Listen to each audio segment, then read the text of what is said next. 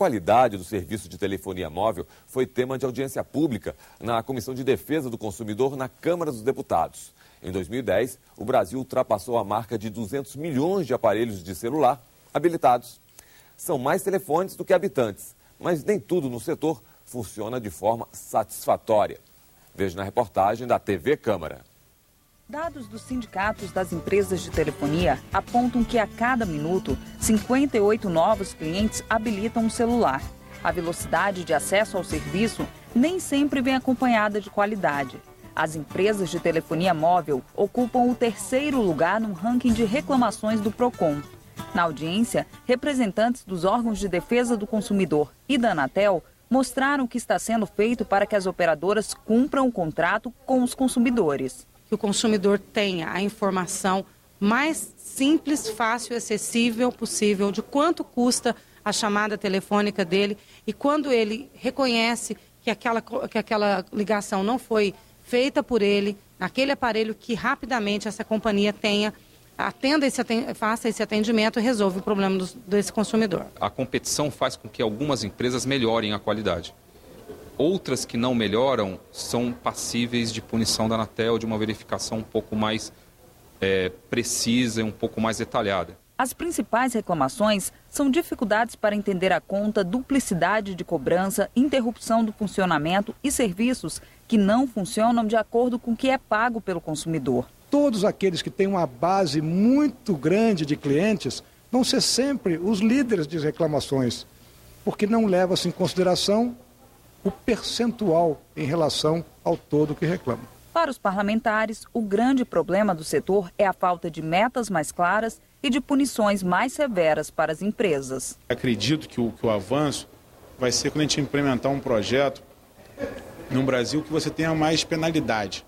A Anatel já fiscaliza, a agência que fiscaliza hoje as concessões e fiscaliza hoje a operação, mas que tenha mais penalidade para quando você não cumprir as metas. Isso é uma concessão de serviço público. Se as empresas não estão prestando serviço a contento, tem que caçar a concessão das empresas. Então é preciso aprimorar a legislação e também definir sanções e punições para essas empresas que muitas vezes não devolvem para o cidadão o serviço na qualidade que o cidadão merece. Um projeto em análise na Comissão de Assuntos Sociais no Senado muda o regime de punições para casos de erro médico. Pela proposta, são criadas penas intermediárias. Hoje, as sanções vão da suspensão temporária à cassação definitiva do diploma. Um dos pontos polêmicos é a possibilidade do médico punido retornar à atividade após passar por treinamento.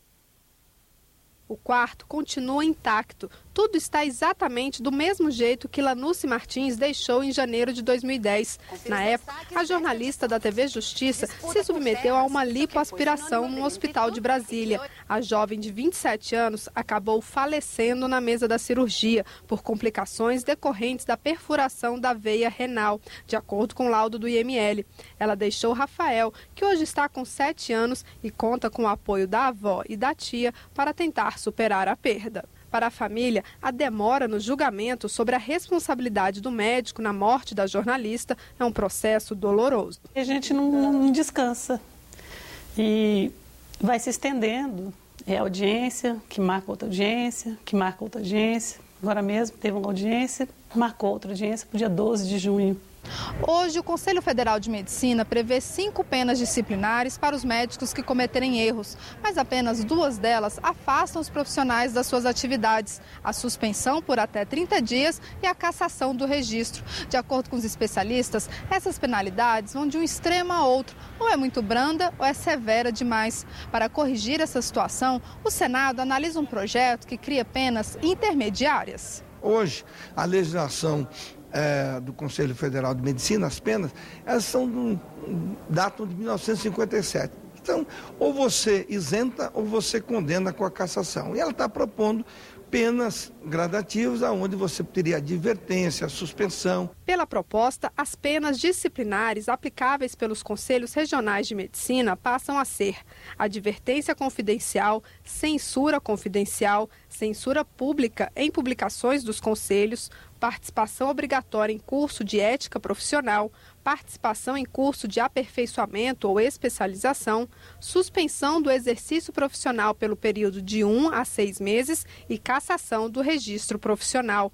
Para o CFM e o Ministério Público, a iniciativa é boa, mas o texto precisa de ajustes. Nós temos duas penalidades sigilosas, que é advertência confidencial e censura confidencial.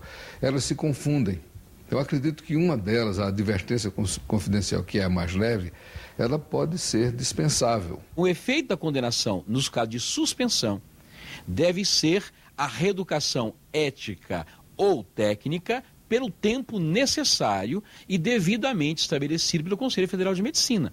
É o Conselho Federal que deve estabelecer quanto tempo será a formação a ser imposta àquele médico. A proposta também traz um artigo polêmico. Ela também inova dizendo que o profissional é cassado depois de feito talvez um outro curso ou cumprido, se reintegraria. Esse ponto é criticado tanto pelo CFM quanto pelo Ministério Público. A reabilitação de médicos é a hipótese de trazer médicos criminosos que mataram, que estupraram, que violaram, que pintaram e bordaram com seus pacientes, trazê-los de volta para a medicina.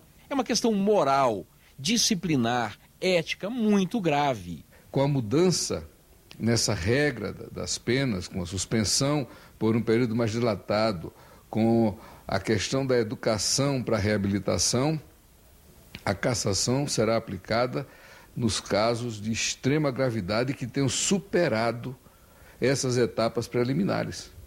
Então, esse médico não pode mais voltar ao seio da corporação. No próximo bloco, vamos conhecer a maior biblioteca pública do Mato Grosso e o projeto que promove a inclusão social por meio da dança. Nós voltamos em instantes.